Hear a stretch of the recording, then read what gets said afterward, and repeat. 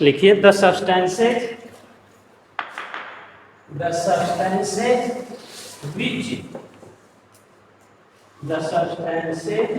which alters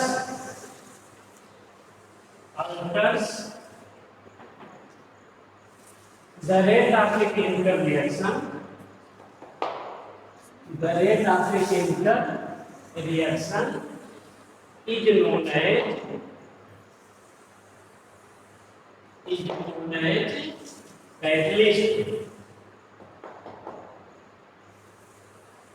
is known as catalyst. Full stop.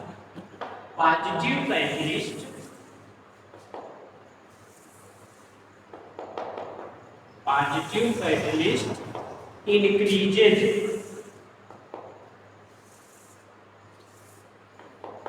the rate of a chemical reaction, while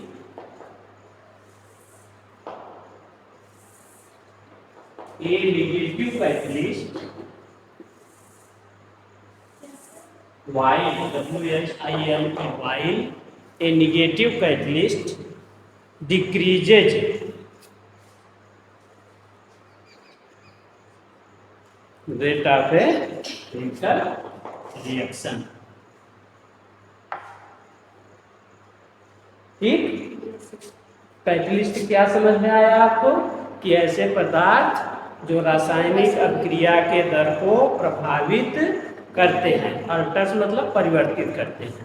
ठीक है, positive catalyst क्या करेगा, rate of reaction को बढ़ाएगा, और जबकि नेगेटिव कैटलिस्ट क्या करेगा, रेट ऑफ रिएक्शन को घटाएगा। ठीक, नेक्स्ट एक डालिए इफेक्ट ऑफ लाइट।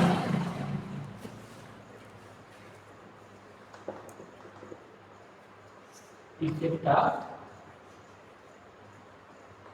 लाइट। ठीक,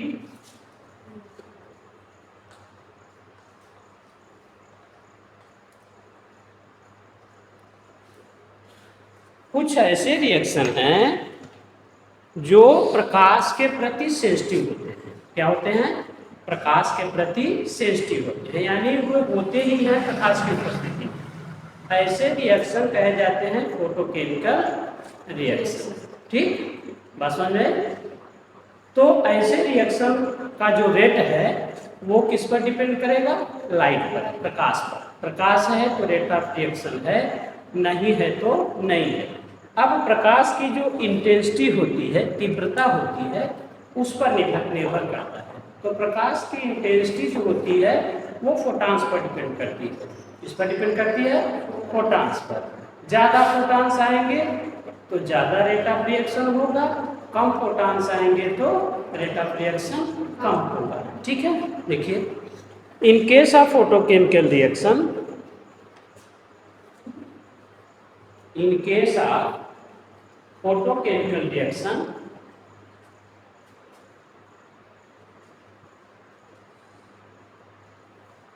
case of photochemical reaction, comma, the rate of reaction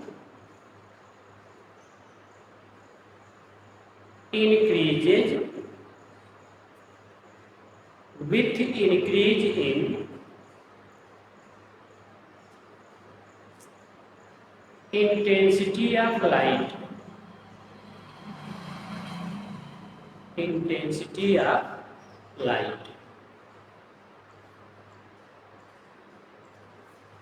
full stop.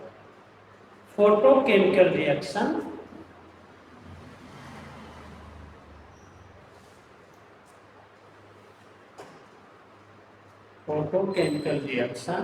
takes place, takes place in the presence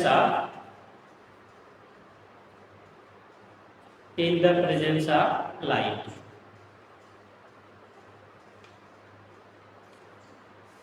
ठीक, जरा इसको समझ लीजिए थोड़ा सा कि जो लाइट होती है बेटा वास्तव में है क्या, वह फोटॉन पर डिपेंड करता है। क्या है, फोटॉन्स है। और फोटॉन्स की एनर्जी जो निकाली जाती है H न्यू से। ठीक ना, अब ज्यादा फोटान होंगे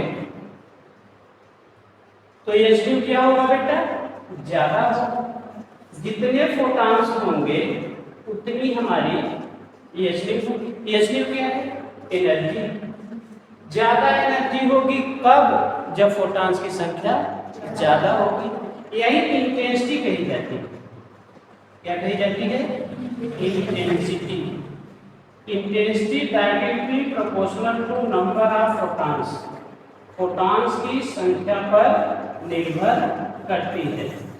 ज्यादा फोटान होंगे उस लाइट में इंटेंसिटी ज्यादा होगी। ठीक, इससे पहले आप और आगे जब पढ़ेंगे तो एक फोटान एक मॉलिक्यूल के लिए पर्याप्त होता है, ठीक ना। जैसे Cl2 है, इसको तोड़ने के लिए एक ही फोटान की आवश्यकता पड़ेगी।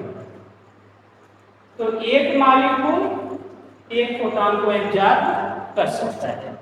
समझिए, कोई केमिकल रिएक्शन हम करा रहे हैं H2 + Cl2, ठीक, ये फोटोकेमिकल रिएक्शन है। और इस पर हमने एक HNO दिया, तो एक HNO क्या करेगा, एक Cl2 को कन्वर्ट कर देगा ClCl फ्री रेडिकल। ठीक, अगर यही हम 2 या 3 फोटान देते हैं तो Cl2 के 3 मॉलिक्यूल्स को यह क्या करेगा, कन्वर्ट कर देगा Cl फ्री रेडिकल में। अब सोचिए अगर एक दिया तो एक Cl फ्री रेडिकल बना, तो केमिकल रिएक्शन जो डिपेंड होगा इसी पर डिपेंड होगा, क्योंकि 2 ही हैं तो प्रोडक्ट भी इसी के अनुसार आएगा। अगर हमने 3 HNO दे दिया तो 3 Cl किस में कन्वर्ट होंगे, 3 फ्री रेडिकल में ना। ठीक, अब देखिए संख्या क्या हो गई, बढ़ गई, तो रेट ऑफ रिएक्शन बढ़ जाएगा। बढ़ जाएगा, बढ़ जाएगा। जैसे आप अकेले, अभी धान की रोपाई चल रही है, आप अकेले जाइए धान को रोपिए और 3 लोग जाइए धान को रोपिए, तो ज्यादा किसका होगा, 3 लोग। यही बात सीधे से समझिएगा कि जब ज्यादा इंटेंसिटी होती है तो रेट ऑफ रिएक्शन बढ़ जाता है, क्योंकि ऐसे में देखिए 3 में 6 Cl निकलेंगे फ्री रेडिकल, इनको क्या कहा जाता है, फ्री रेडिकल। यहाँ कितने निकले, 2 निकले, तो प्रोडक्ट कितना होगा, 3 गुना होगा। रेट ऑफ रिएक्शन क्या होगा, इससे 3 गुना फास्ट होगा। बस समझ में, फोटान्स का ये प्रभाव है, यानी कि लाइट की इंटेंसिटी का यह इफेक्ट है कि जितनी ज़्यादा इंटेंसिटी रहेगी, तीव्रता रहेगी, उतना फास्ट केमिकल रिएक्शन होगा, क्योंकि HNO ज़्यादा होगा। HNO क्या होगा, ज़्यादा। HNO क्या है, एनर्जी ऑफ फोटान है, एनर्जी ऑफ फोटान है। आगे चलें,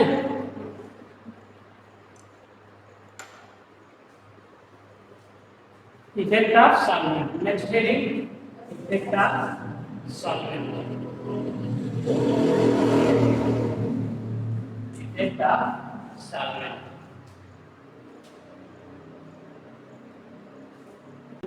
इफेक्ट ऑफ सॉल्वेंट। सॉल्वेंट हमें 2 तरह से मिलते हैं, एक मिलता है पोलर और दूसरा मिलता है नॉन। एक सॉल्वेंट मेरा पोलर है और दूसरा मेरा नॉन पोलर है। पोलर जैसे आपका वाटर टूटता है तो H+ और OH-। नॉन पोलर का बेंजीन है C6H6। ठीक, अब समझिए कि अगर इसका जोड़ीदार मिलेगा तो ये फास्ट चलेगा।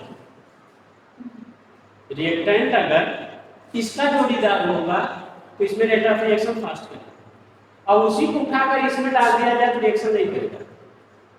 और इस टाइप का जो होगा, अगर इसके साथ रिएक्शन कराया जाएगा तो फास्ट होगा, और उसको उठाकर इसमें रख दिया जाए तो फास्ट नहीं होगा। जैसे आप अपने कक्षा के दोस्तों के साथ बड़ा रिलैक्स महसूस करते हैं, यही किसी दूसरी क्लास, दूसरे कॉलेज के बच्चे आ जाए तो थोड़ा सा अनकंफर्टेबल महसूस करते हैं नहीं करते। जैसे आपको अभी किसी दूसरे स्कूल भेज दिया जाए एक दिन क्लास करने के लिए, तो आपको ऐसी आज़ादी फील नहीं होगी जैसे आप यहाँ पे। तो जितने भी आयनिक रिएक्शन होंगे, क्योंकि आयंस कैसे है, प्लस और माइनस, तो जितने भी आयनिक रिएक्शन होंगे, जितने भी आयनिक रिएक्शन होंगे वो अगर इस टाइप का पोलर पाते हैं सॉल्वेंट। कैसा पाते हैं? पोलर सॉल्वेंट पाते हैं। तो रेट ऑफ रिएक्शन कैसा होगा? रेट ऑफ रिएक्शन आगवा लिखा, रेट ऑफ रिएक्शन कैसा होगा? फास्ट होगा। ठीक। और जितने कोवैलेंट वाले हैं, जितने कोवैलेंट नेचर वाले हैं, कोवैलेंट नेचर वाले हैं, अगर ये कैसा पाते हैं? नॉन पोलर पाते हैं, तो रेट ऑफ रिएक्शन कैसा होगा? फास्ट होगा। कैसा होगा? फास्ट होगा। अब उलट देखिए कि इसी आयनिक रिएक्शन को, आयनिक रिएक्शन को सॉल्वेंट कैसा दे दीजिए? Non polar. कैसा दे दीजिए? Non polar. तो रेट ऑफ रिएक्शन क्या हो जाएगा? स्लो हो जाएगा।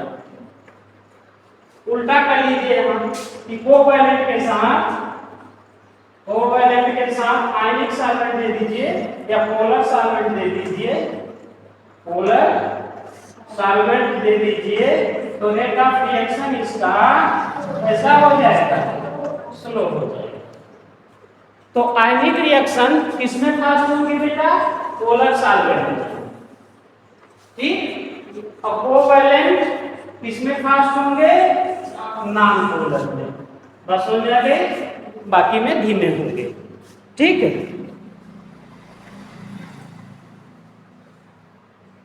उदाहरण भी दे दिया है मैंने आपको। ठीक। अब आप बना लीजिए, फिर लिख लीजिए, इससे आपको आइडिया हो जाएगा ना कब फास्ट होगा, कब स्लो होगा। The rate of ionic reaction लिखिए। The rate of ionic reaction, the rate of ionic reaction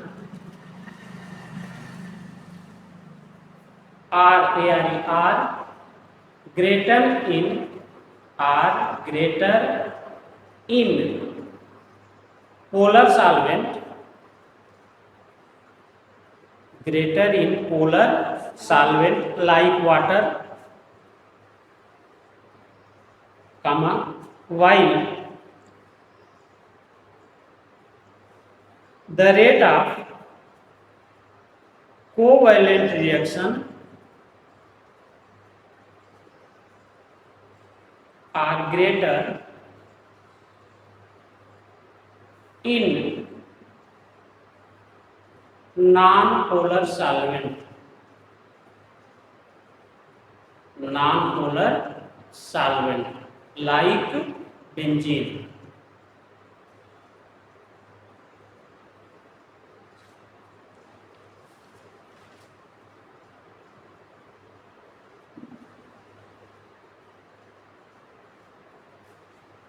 ठीक। Next heading rate law equation. अब खत्म हो गया ये। ठीक। जो फैक्टर प्रभावित करने वाले थे, इतने फैक्टर आपको मिलेंगे। ठीक। रेट लॉ एक्सप्रेशन लॉ का सेक्शन आपको आता है। अच्छा मालूम था द्रव्यनुपाती क्रिया का नियम, लॉ ऑफ मास सेक्शन डाले हैं। Rate law expression, rate law expression बोलिए किसको किसको आता है? Law of mass section, law of mass section द्रव्यनुपाती क्रिया का नियम। किसी रासायनिक अभिक्रिया में अभिकर्मक के क्रिया करने की दर उसके सक्रिय द्रव्यमान के अनुक्रमानुपाती तथा रासायनिक अभिक्रिया की दर अभिकर्मकों के सक्रिय द्रव्यमानों के गुणनफल के अनुक्रमानुपाती होता है। 12 में अभी 80 में the rate of a reactant is directly proportional to its active mass and the rate of a chemical reaction is directly proportional to the product of active masses of the reactant. लिखा according to law of mass action,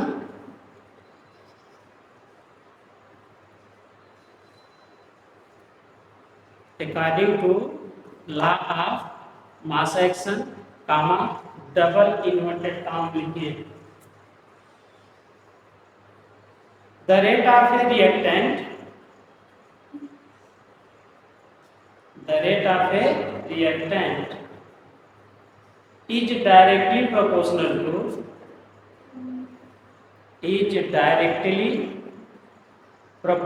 to its active mass, directly proportional to its active mass and the rate of a chemical reaction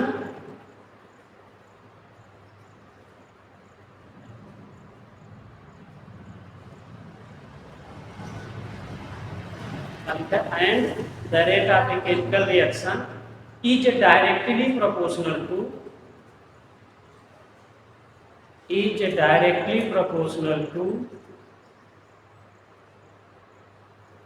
the product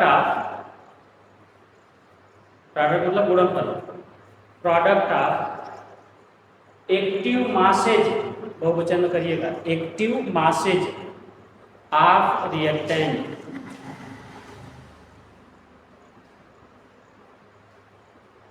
ठीक, बस समझ में आई। इनका कहना है कि अगर A प्लस बी मिलकर प्रोडक्ट P देते हैं तो रेट ऑफ ए के अभिक्रिया करने की दर डायरेक्टली प्रोपोर्शनल होता है इसके एक्टिव मास के। इसी तरह से रेट ऑफ बी के क्रिया करने की दर इसके सक्रिय द्रव्यमान के अनुपाती तथा रासायनिक अभिक्रिया की दर dx/dt proportional to product of its active masses. dx/dt is equal to k, एक कांस्टेंट है, a इक्वल एक्टिव मास। ये है आपका लॉ ऑफ मास एक्शन, जहां k क्या है, रेट कांस्टेंट है। क्या है, रेट कांस्टेंट। और जो यह एक्टिव मास का सिंबल लगा हुआ है, ठीक, यह कंसंट्रेशन को रिप्रेजेंट करता है। किसको रिप्रेजेंट करता है, कंसंट्रेशन ऑफ रिएक्टेंट्स। किसमें, मोल पर लीटर में। कंसंट्रेशन की यूनिट किसमें आएगी, हमेशा मोल पर लीटर में। लिखा को लिखा नहीं, आगे चलिए।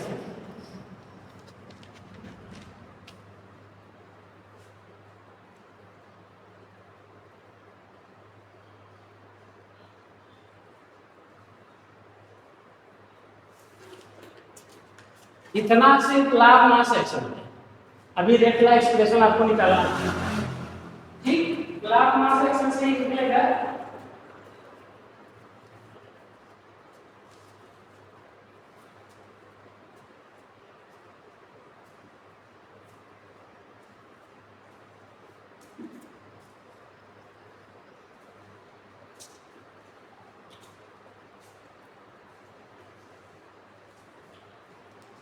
ठीक, ये लाभ मास एक्शन है।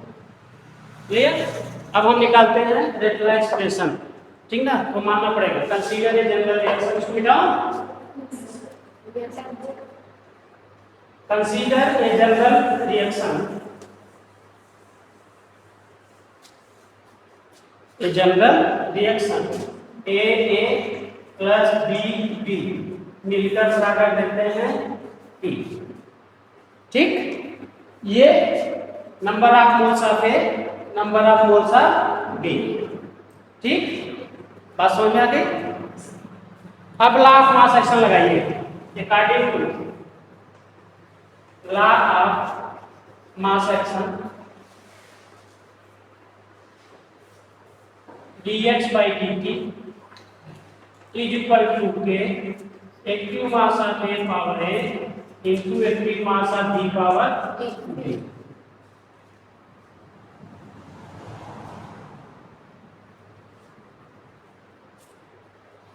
ठीक, ये है आपका रेट एक्सप्रेशन लॉ। क्या है, रेट एक्सप्रेशन लॉ। ये जो लॉ ऑफ मास एक्शन है, कुछ ही रिएक्शन पर सफल है, बाकी पर सफल नहीं है। ये इक्वेशन फेल है। ये इक्वेशन क्या है, फेल है। ठीक है, लेकिन आपके सिलेबस में यही है, चलता रहेगा। ये जो कोफिशिएंट है स्टिचियोमेट्रिक कोफिशिएंट, ये पावर चढ़ी हुई है। क्या चढ़ी हुई है? पावर चढ़ी हुई है। ये कुछ ही रिएक्शन पर काम करेगा, ये हमेशा के लिए सही नहीं है। ठीक, बस में हमेशा के लिए सही नहीं है। अब यहाँ किया क्या है? रेट कांस्टेंट है, रेट कांस्टेंट। ये क्या है? Order of reaction with respect to A, और बी क्या है? Order of reaction with respect to B. यही ए प्लस बी कर दिया जाए, जिसको हम एल कहते हैं, इसको कहा जाता है overall order of reaction, order of reaction. लेकिन यह हमेशा सही नहीं है। ठीक, लाभ मास एक्शन कुछ दिनों में फेल हो जाएगा, आपको नया निकलेगा। Order of reaction with respect to capital A, order of reaction with respect to capital B, अब A plus B equal to L overall order of reaction. यही से डिफिनेशन फिर निकलती है ऑर्डर ऑफ रिएक्शन की, ऑर्डर ऑफ रिएक्शन की। ठीक,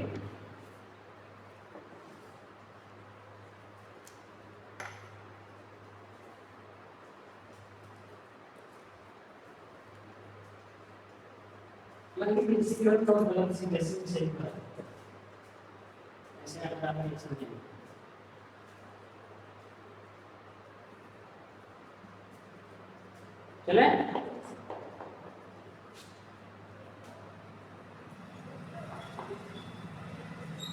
ready, order of reaction.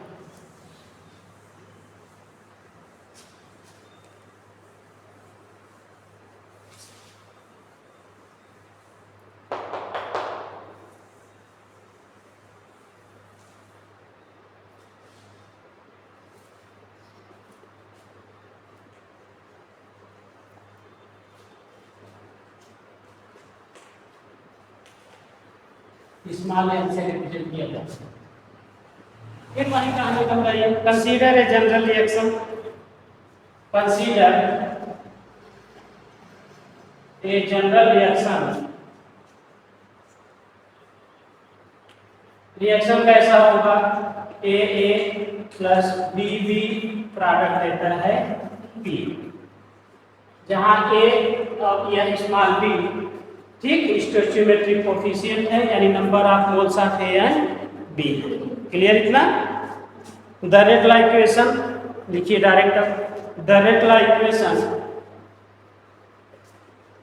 The rate law equation for every reaction may be written as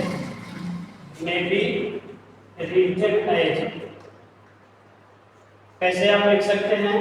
dx by dt is equal to k active mass of a power a into active mass of b power b।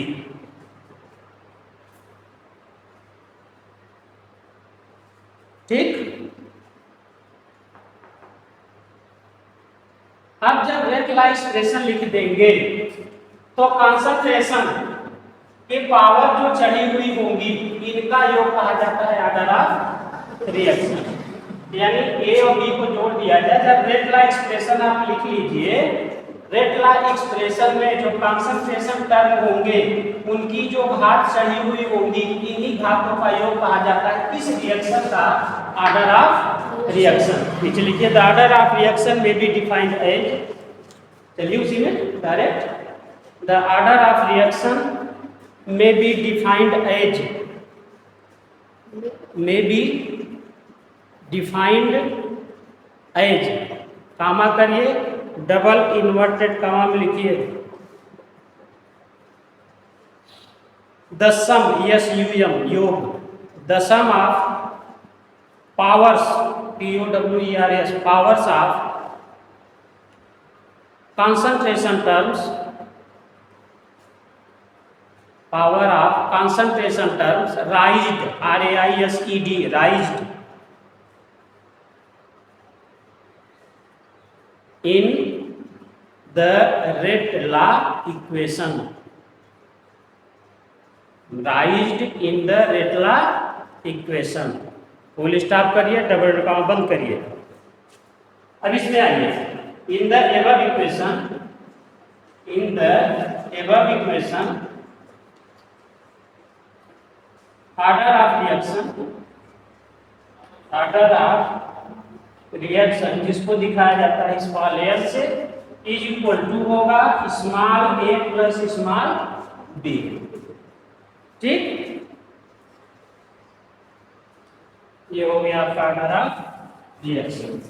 और ए और B को अभी दिखाया मैंने, लिख दीजिए वे ऐसे, ठीक ना।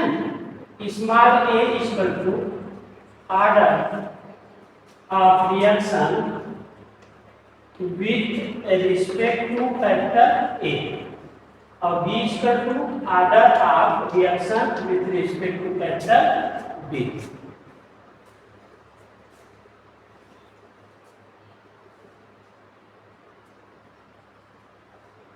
ठीक, ऑर्डर ऑफ रिएक्शन आपको बताता क्या है, ऑर्डर ऑफ रिएक्शन बताता क्या है।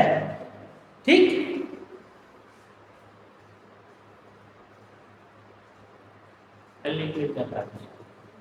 ऑर्डर ऑफ रिएक्शन आपको बताता क्या है कि पूरी अभिक्रिया के दौरान कितनी बार रेट चेंज हुआ है, कितनी बार रेट चेंज हुआ है बाई चेंजिंग द कॉन्सेंट्रेशन। जब जब आपने कॉन्सेंट्रेशन को चेंज किया है तब तब रेट आपका चेंज हुआ है। तो पूरी अभिक्रिया के दौरान कितनी बार चेंज हुआ है यही बताता है ऑर्डर ऑफ रिएक्शन। नीचे लिखिए, the order of reaction is represented या represents, order of reaction represents